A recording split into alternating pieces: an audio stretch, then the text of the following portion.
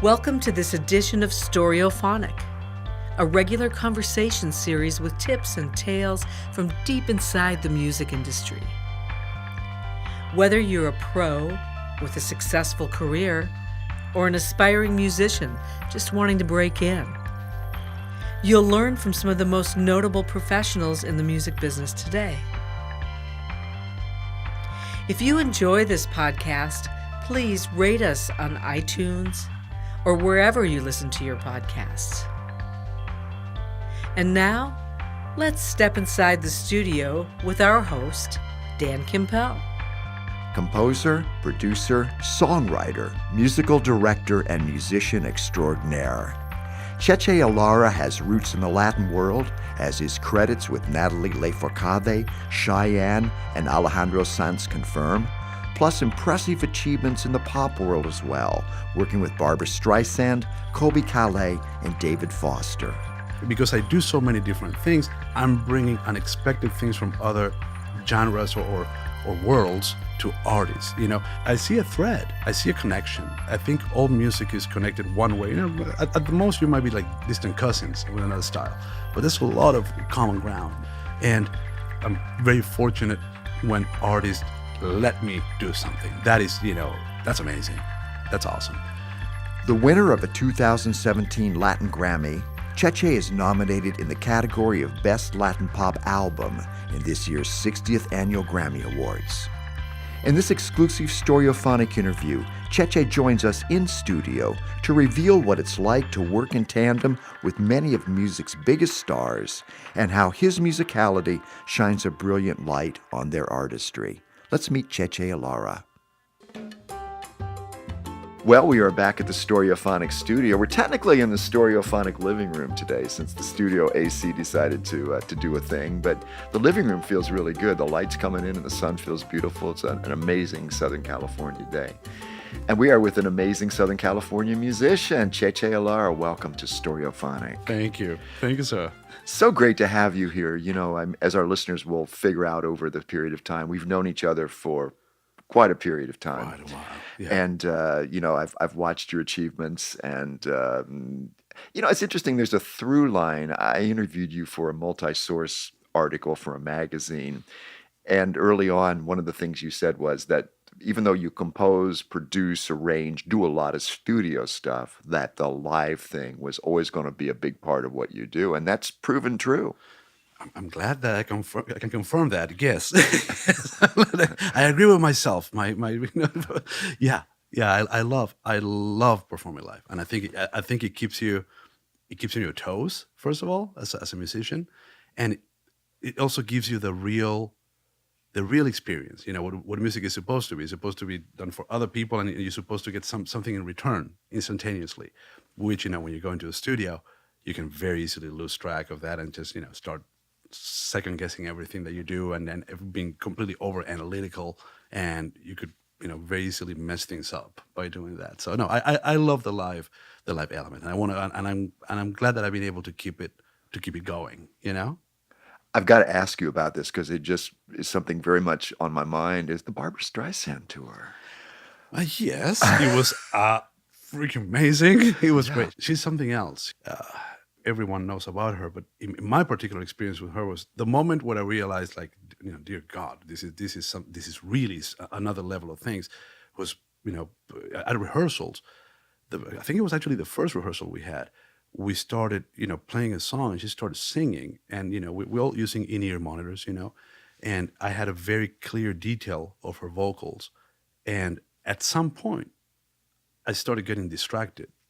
From my playing, I stopped paying attention to what I was doing because I was listening to her so much, and she grabbed me. It was you're gonna listen to everything I'm saying, to every nuance, and to everything, and that has rarely happened to me. And I play with a ton of phenomenal singers, particularly on a live situation. It happens sometimes in the studio when you're like listening, to a take, and you're like, man, that was wow.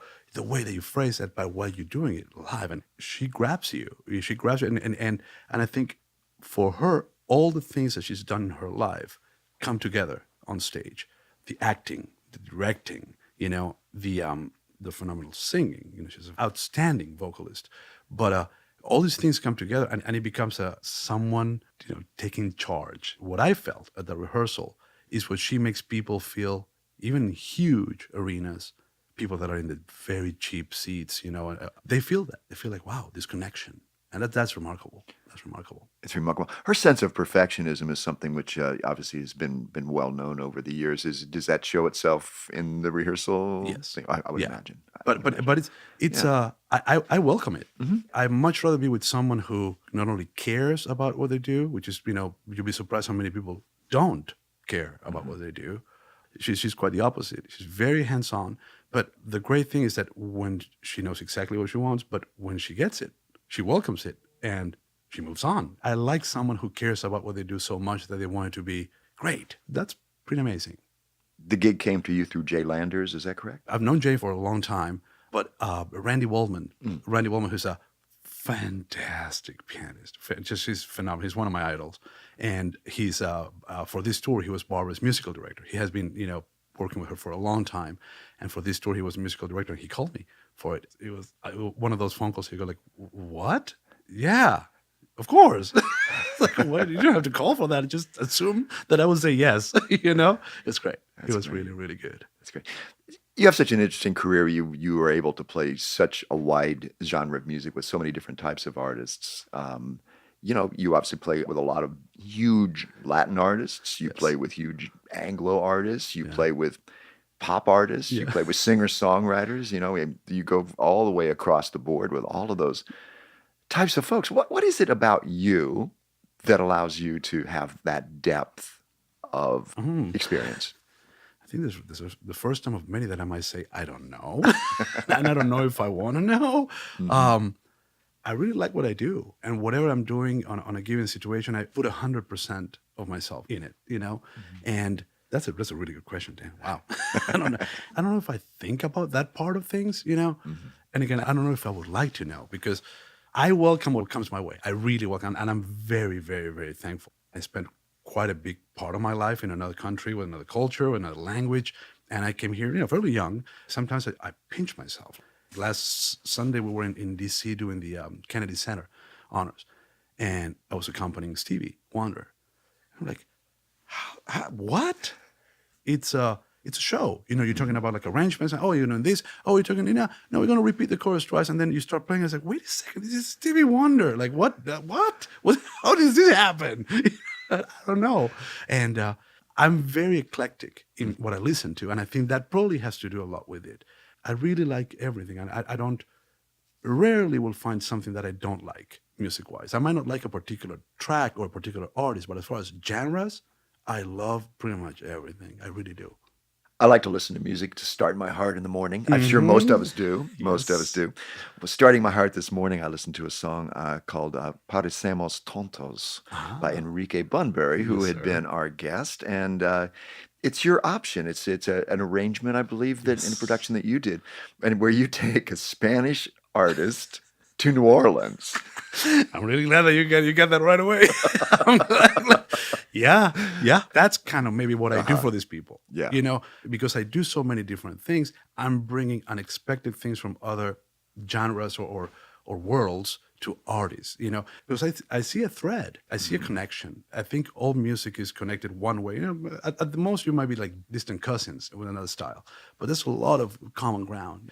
And yeah, with that song we had a blast. It was really good. And again, I'm very fortunate when artists let me do something. That is, Enrique he's phenomenal. He's so cool. He's really, really, really good. And he has one of the qualities that I appreciate the most in an artist, which is that delivery, that connection, that, I'm going to grab your attention for 3.5 minutes and you will not be able to not listen to me. And that's amazing. That's awesome. Yeah, and that was like a total New Orleans track, like second line. It was so cool.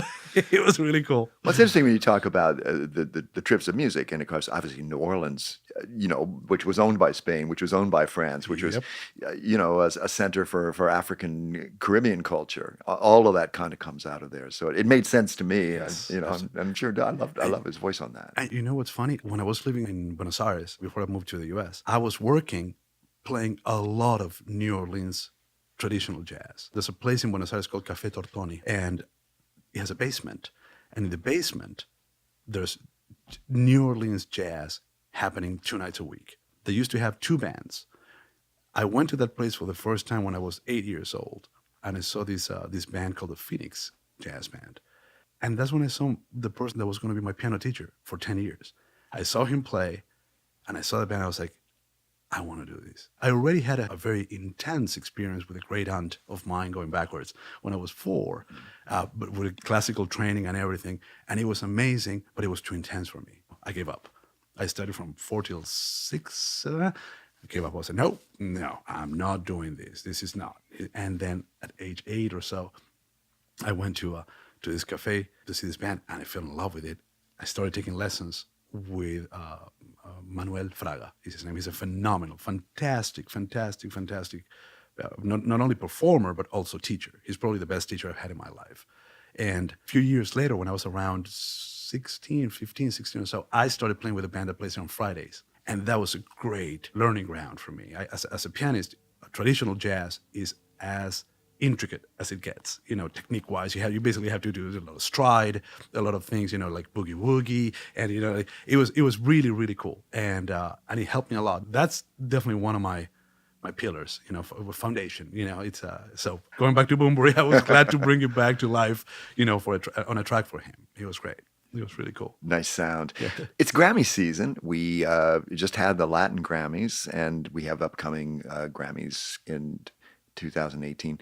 You're represented in both of those Grammys. You won a Latin Grammy, and you're nominated for a Grammy. Yes, correct? Sir. Yeah. So they're all Grammys, Let's go to the Latin Grammys. Let's talk about that. It sounds like an amazing experience. It was, this year in particular was, I think, as intense as it can possibly get for someone, because I was nominated for Natalia Lafourcade's album, which is a phenomenal work. But at the same time, I was one of the music producers and the musical director for the event called the Person of the Year, which happens the night before the show, a similar event to Music Cares, the Music Cares night for the Grammys. So I had to put that whole show together. And at the same time, the day of the TV show, I was directing Natalia Lafourcade's performance, and I produced and I directed Alejandra Sanz's performance. And we were nominated, and I had to go to the ceremony. It was nuts. It was nuts. I was like, running from one place to the other, like changing outfits, because I had to wear one outfit for Natalia, another one for Alejandro. Then there's some semi-formal thing for the ceremony. It was just like insane. But I loved it, Dan. It was great. Like I don't think it will ever be that busy again, because it was just like, dear God, can I catch a break? But it was great. Natalia Lafourcade is very unique. She's outstanding. To me, she might be one of the most essential voices in Latin music, because what she does is so different than mainstream Latin music, and so great. I just love working. She's amazing. She's truly amazing. And how was it working with Alejandra Sanz? Alejandro's awesome. Yeah. Alejandro's one of the first musical direction jobs that I got called for was Alejandro's MTV Unplugged back in 2001. That was after Christina. Christina Aguilera. Yes. And that was a big deal for me back then, because I had, I was 26, 27 probably. And I was, musical director for this huge show with a big art. Alejandro was, he still is, but back then he was like the biggest thing, And I not only had to work with him, but it was the band that I had to direct. It was, it was Vinny Colaiuta on drums, had Harry Kim. It was just like amazing. They're tuning and they sound great. So we have a lot of history with Alejandro. I just love working with people that are different. There's a lot of people that try to be like Alejandro. No one is like him. No one is. Same with Natalia. Yes. People that are like, they set a trend, but a lot of people try to imitate, because they're unique and I don't know. You know what I mean? I do. It's interesting. Sort of the opposite of the larger, more dramatic artists that you work with would be somebody like Colbie, whose musical approach is much more of an intimate kind of a musical approach. Like, how do you have to adjust to that type of intimacy? It's so natural for her to sound that great. For me, it's so enjoyable to listen to. All these people that we're talking about, they all have this quality of like, you're going to listen to me. Not from an demanding or aggressive standpoint. It's more of a like, hey, how can you not listen to this for the next 3 minutes? When I got called to work with her, a few months after the first album came out, Coco, I had the album in my car because I was like, my God, man, this woman can sing. And I got the call, and they're like, yeah, we're calling you, I don't know if you know this artist, Colbie. I'm like, are you kidding me? I'm listening to her. Of course I know who she is. I would love to. And not only that, but she's one of the nicest people in the world. She's just amazing. Yeah. And she's tall. She's very tall. She's very tall. Yes. Yes, indeed. Yes. As opposed to, one of the first pop artists that I became aware of you with, a smaller artist with a great big voice, which is Christina Aguilera. Oh, yes. Yes. And you were there pretty much when she kind of broke through. Yeah. I didn't know who she was when I got called to work with her. I was playing at the Big Potato, and someone came after the show, and they're like, hey, we're putting together a band, for this singer. I was like, yeah, sure, what's going on? And they mentioned her name, Christina Aguilera, and I thought it was a Latin artist, which, I mean, she's of Latin heritage, I went to the audition, and she started singing. I was like, dear God, this is, what? What is this? And fortunately, got the gig, but within like 2 or 3 months, it went from not many people knowing who she was to people all over the world knowing who she was. That was a huge learning experience for me as far as like the industry side of things, because we went from rehearsing, and no one knowing who she was, to like performing in London and in New York, and and in like these huge venues, and it literally blew up. The whole thing blew up in like within like, I would say no more than 4 months, and it was pretty cool to see. It was really, really cool. And then I stayed with her for like about 2 years or so. It was a good run. It was a really good run. Yeah. Part of what you have to do within the musical direction thing, and actually within the producer thing, is also choose musicians. Oh, yeah. We're in Los Angeles, so there's no musicians here. I haven't met anyone. You can back into them. You can. What is it? What is it? I mean, obviously, the musical qualities, the chops that people have here in Los Angeles are very, very. But there's another level of reality when you choose people for projects. What is that level of reality? Is it personalities? I would say you obviously have to be great at what you do. That's a given. If you're not just good, but great at what you do, there's so many people doing what we do. There's so, how many bass players are here in LA? I don't know, few thousand, literally. And let's say there's 5,000 bass players. Out of those 5,000, there's probably 500 that are really, really, really good. There's about 150, 100 that are really, really good. You get down to there's 10, 15 people that are probably the best in the world. Forget about LA. They're the best in the world. It's a crazy competitive town. I personally love it. It keeps you on your toes in every aspect. Personalities also have a lot to do, particularly if you're looking to put together a project that's going to go on the road. That's going to be more than one day. I can put up with someone without a great personality for a day. I cannot do that for 4 months. And I wouldn't expect anyone to do that. I don't tour that much anymore, but I put together tours, and I used to tour a lot. I always keep in mind, how that feels. 3 months into it, it's not about the show and how the show is going to sound. It's about, do you want to have breakfast with this person, on your day off, and do you want to go out for a walk? And all those things have a lot to do. Interesting enough, good personalities start hanging out together. So if you know someone who's a really good drummer, who's a really nice person, chances are that if you hang with that circle, you're going to end up finding a few bass players that are not only great, but good people as well. And yeah, it has to do, personalities have a lot to do with it. But again, to me, the musicality is a given. Sometimes people, you have to practice. And well, of course, you have to. It's like having your license.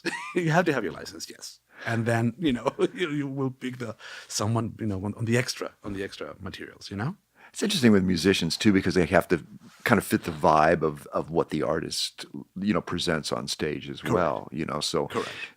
Whether that's a distinctive look that they have, Yes. or something that's complementary with Yes. that artist. You do a lot of TV. I mean, you've performed extensively on television shows with the artists with you, and musical directed on television. Yes. Do you enjoy the television experience, Cheche? I like the adrenaline.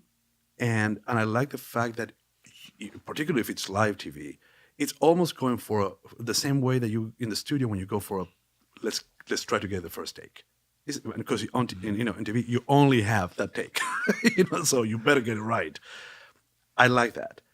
At the same time, there's the other side of that coin, which is sometimes things are a little bit too rushed, But that's what I do. That 3.5 minutes that they have on live TV, that they count and that they feel like a show.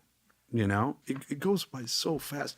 I'll give you an example. When we did the Latin Grammys a couple of weeks ago, the Natalia Lafourcade segment was a medley of 2 songs. It was a mariachi more traditional thing, and then the band, for which I was also playing. The whole thing lasted 4 minutes and 10 seconds, something like that. We spent weeks rehearsing, emailing, conference calls, advancing things, arranging, printing things, sending them to rehearse. I was, rehearsing people remotely all over the world, and I would be on Skype with them, all for 4 minutes and 10 seconds. It goes by really, really fast.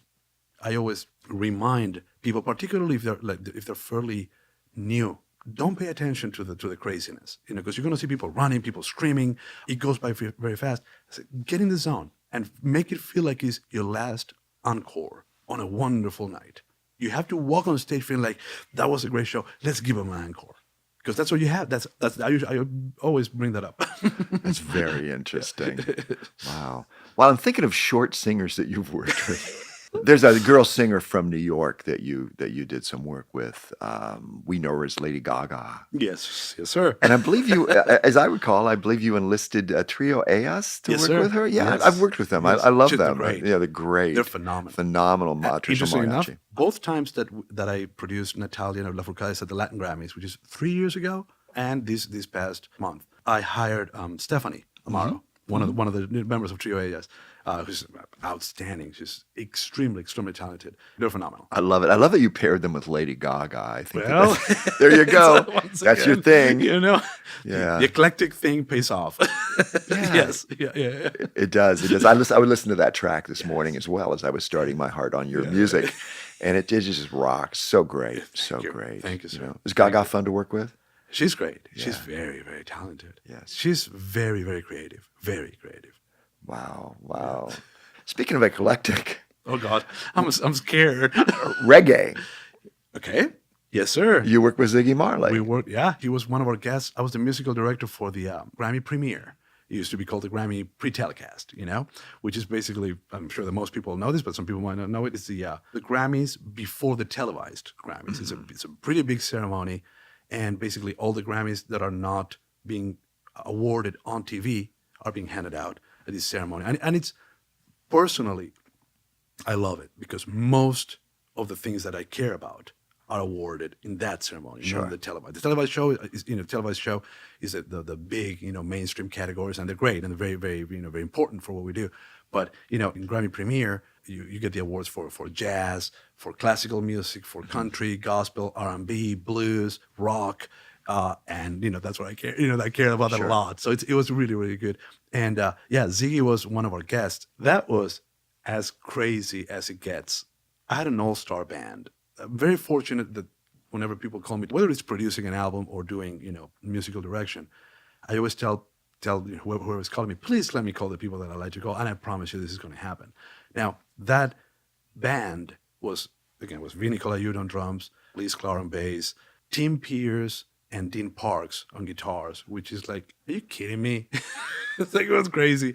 Rafa Padilla on percussion, Harry Kim was on trumpet, George Shelby, Eric Jorgensen, Matt Rohde on keys. It was phenomenal. And the reason I'm mentioning these people is because we had to play, I think the final count was 82 cues. It was 82 pieces of music. And including full songs, like the one that we play with Ziggy. Now, we have to rehearse 82 pieces of music, and we only had a 4-hour rehearsal. And that was the first time in my career that I actually, and I'm not making this up, I had to take a calculator and do math to see how many minutes I would have. Because I was like, how are we going to do this? But we pulled it off, and it was great because we would play bumpers basically whenever someone won a Grammy, we would do the play on music while they walked on stage. And I wanted to keep it very very authentic and consistent with the categories. So we played everything from like traditional country music to The Who to Rihanna to some, reggaeton. Everything sounded like $1,000,000. It was amazing. And then we also backed up Ziggy. There's something, it's in the blood, it's seriously, it's no joke. His phrasing is just yet another singer that makes you go like, wow, I would love to listen to this. Oh, I'm playing. Hold on. Let me forget. What chord is next? He's like, man, that sounds great. And he's a sweetheart. He's such a cool guy. Yeah. Really evolved human being. Oh my God. Yeah. It was great to play with him. No, that was an intense show, but we pulled it off. Then again, I'm fortunate enough to have some of the best people in my teams, and that makes it happen. If with that band, with the people that I just mentioned, of course it's going to sound great. Whenever we have a chance to recognize the craftsmanship of what we do and we're able to prove it, if you hear, Liz Clark play bass, you get it. There's no escaping it. The same thing as the singers, like, hey, I'm going to grab you for the next, with an artist, it will grab you for 3 minutes. A good guitar player will do the same thing. Yeah. Good drummer will do the same thing. And when everything comes together with a good arrangement and everything, it's like, it's an experience. It's a total experience. Keeping in the TV mind, To Tell the Truth. Oh God! Oh my! yes. So you composed the theme song for To Tell the Truth. Yeah, actually, all the music for the show. I'm the composer for the show. It's pretty cool. It's pretty cool. I was actually hanging out with Anthony Anderson, with the host, a couple of days ago in DC. The show is doing great, and it's fun, and it opened the door to a lot of TV and film scoring opportunities, which is something that I always wanted to do. Now, the show is on season 3. It's starting right now, up in January, and it's doing very, very well. And then I'm scoring a couple of shows from Netflix and a film in development that we have that's just started, and I love it. That's another thing that it's fun to do it. I like it. I like working to picture. I like it a lot. That's great. I didn't know that was one of your aspirations early on. Did it just evolve? It just evolved. I've always loved film and TV music. I always had as far as TV, anything, 60s, 70s, and 80s, I have a soft spot for it because the music is just phenomenal. Yes. There's some great things after, of course, but the bulk of things that happened, particularly in the 70s, it was like, wow, this is great music. So I always loved it. And of course, I loved film music as well. And it was one of the things, again, being in LA, there's so many people and it's so competitive that it was like, wow, I would love to do that, but there's a lot of people doing that exclusively. Yes. Exclusively.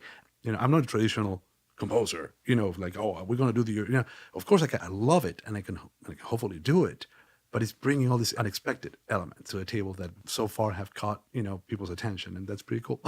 So what musical dynamic would you apply to a television show like To Tell the Truth? I mean, what would you think about? Well, it's a mixture there's definitely a comedy factor to it. Mm-hmm. And there's, there's also high energy, you have to keep it fun. There's, the segments keep changing throughout, in different seasons. So you have to have new things coming up. But also what I love doing was to keeping things consistent within the show. So the show has an identity musically versus you have a bunch of cues put together for a show, which is very common also. And it's, it works. It's just not what we like to do as composers. It's like, hey, let me give this, a personality that is consistent throughout that hour, So, are there certain instruments that are funnier than other instruments? Oh, well, any trombone players listening to this? Well, I love humor. I think it's been probably my savior. You have to have music knowledge. You have to know what you're doing, but having a good sense of humor is crucial. It's so important. As far as instruments being funny, I do play the accordion. So that's funny. So careful there. Do you play it on sessions or you play it on stage? I just played on Claudia Brandt's album. I just recorded 2 songs. I played in the Latin Grammys. Wow. With Natalia Lafourcade. I was out playing accordion. That's great. Only accordion. That's great. I love accordion. That's an instrument that needs to hire a better publicist because it's everyone it beats on. It to me is one of the everything in that Reed family, accordion, harmonica, the Hammond organ, which I also play and I adore. It's just so expressive, And of course, going back to my Argentinian roots, bandoneon, all these instruments are extremely, extremely, extremely expressive. And as keyboard players, that's probably as expressive as we can get. Of course, the piano is the king, but accordion, Hammond, all these things, that they have a total, really deep layer of expression that I welcome, all the time. Wow. Yeah. We talk about small worlds. There's a number of people you've worked with that have been our guests here on Stereophonic, and we were just referencing Claudia Brandt, who was one of our early guests on the show, and you're working on her new project. Yes, and she sir. talked to us in the interview about the project and what that meant to us. So you said that you were you basically did 2 days at East West Studios, which is an amazing I love facility. Love it. And you cut live pretty much, huh? Yeah. Well, getting everyone in the same room at the same time is the way that it's supposed to be. We have gotten used to, overdubs and all that, and everyone does it.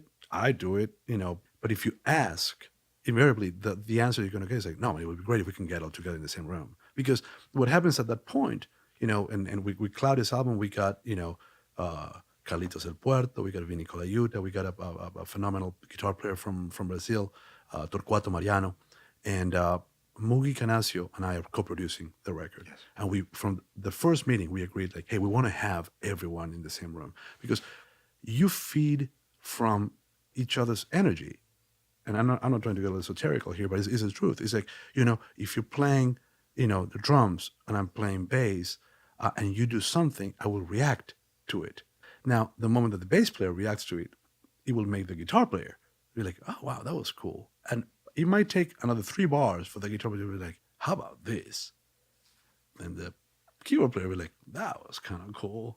Wow, let me go with that again. Let me repeat what he did. And all these things that will, like, they can happen when you do overdubs, but it becomes an intellectual process. Usually, I would say, at least more than half of the time, the first takes in the studio, if you're prepared, if you have your chords, and everything, they're magic. There's a lot of magic, or at least there's a lot of magic in those first takes. Because personally, I think that we go back to being, almost like being kids, and just not thinking about it and playing, and literally playing. And by the time you're on your 5th take, it's an analytical process, which is good, I think, when you are preparing, but not when you're performing. I think when you're performing, it should be about, like, have the players, have the musicians give you their soul, whatever you want to call it, but give it to you without having to think about it too much. Because if they start thinking, it becomes some smart process, and that's not what it's all about. Wow, good point. So you mentioned, as far as upcoming things go, that you've got some more television in the works, a feature film in the works, things like that in the works. Do you plan these things, or you just react? No, that definitely. I'm playing catch up. I've been playing catch up for the last 10 years. It's like, I don't know. Yeah, it's intense, but no. Well, I have a great manager, Greg Cham. He's phenomenal, and we do a lot of strategizing and all that.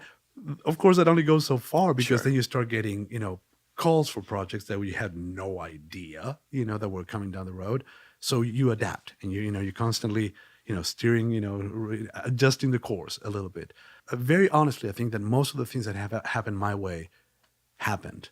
I didn't plan them. I would love to take credit for it. Be like, yeah, that was me strategizing. No, it wasn't. No, it's like, it just happened, and I welcome them with open arms. But it's just literally like, the phone ringing. Hey, how about this? It's like, wow, that will change my life for the next year.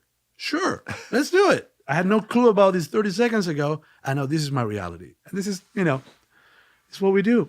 It's what we do. What we chose to do for our lives. And I love it. I think it's a crazy, great way to make a living, but more importantly than making a living, to go through life. Sure. You have an academic background. You came to the U.S. You studied at Berklee College of Music in Boston. You were an instructor at Musicians Institute in Hollywood in the keyboard program. What do you tell people who would like to be doing what you do, Cheche? What guidance can you give? Nutshell stuff. This is my best advice to someone who's, like, starting out. Be okay and be ready to not know, and welcome it, and be okay with it. And when things don't go your way, know that is part of the path. A very important advice that I would give to someone who's starting out is don't look for the magic answer. Because Some people are trying to give magic answers. I think they mean well. Don't get me wrong. I think they mean well. But I think what worked for you will not work for anyone else. That's it. It worked for you. Some other people might have similar paths, and some people might try to do the exact same thing as you did and fail miserably. When people move to LA, that's another thing. It's like, well, I'm moving to LA, and what can you. And I always tell people, just be ready. You move to LA, you could move here, and next week you might be working with Barbra Streisand, or you might move here, and 20 years from now, you don't have a coffee shop gig, and everything in between. But you have to be ready for it. Be ready and be okay with with things not going well. I think that's probably the best, most heartfelt advice that I can be. And remember that everyone goes through the same thing. People, again, I don't care how successful they are. We all have times when we're not doing well career-wise. That's life for everyone. So it's okay. It's okay for things not to do well, and just hang in there. Hang in there, because to me, it's not about hanging there because your big break is coming. That's a dangerous proposition. I think I would say hang in there because this is what you love to do. Yeah. If you got into this for the money, quit it. You messed up. Just do it because you like to do it. It's okay. We do it because we love it. And that's why we got into this in the first place. And, keep that, reminder alive, Cool. We have 2 storyophonic questions for you that we like to ask. If you were not doing music, what would your alternate career vocation have been? I think I would love to be an attorney, because I love a smart argument. I'm half Italian, so I guess I love arguing is kind of in the DNA. But seriously, I love a smart argument where like both parties grow to conclusions that would have never happened if it wasn't for the other party. So because of that, I think I would love to make a case and a point for things that are not clearly seen on a situation. And I think attorney will be probably the right field. When I finished high school, and I was already working, I was already playing and everything, and I went to get admitted at a classical music school in Argentina. This is before Berkeley. I flunked the whole thing miserably because I wasn't familiar with the vocabulary for classical music. I was playing jazz. I knew things. I knew a lot. And they basically told me, you know what? Yeah, you can come here, but you have to start from zero. You have to go from level 1 in everything. And it wasn't in a pretty bad way.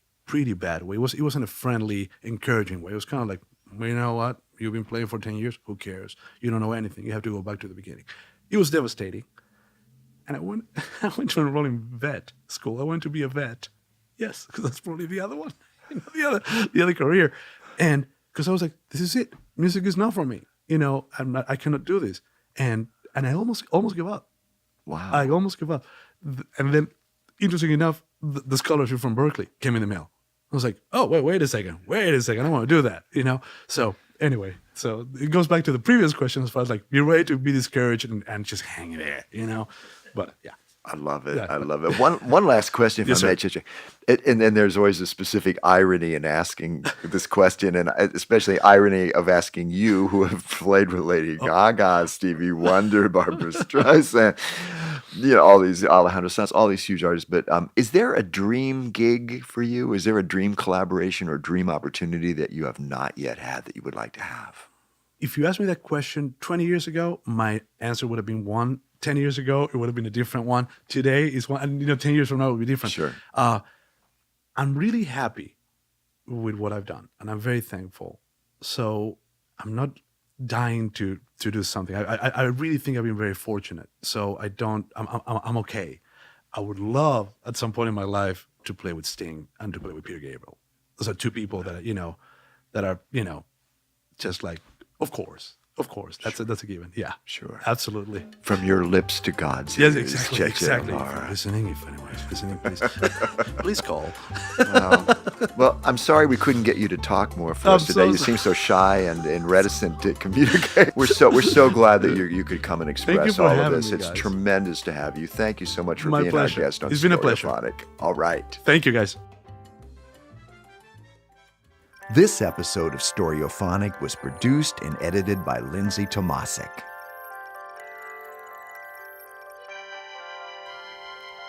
We hope you enjoyed this Grammy season episode of Storyophonic featuring Cheche Alara.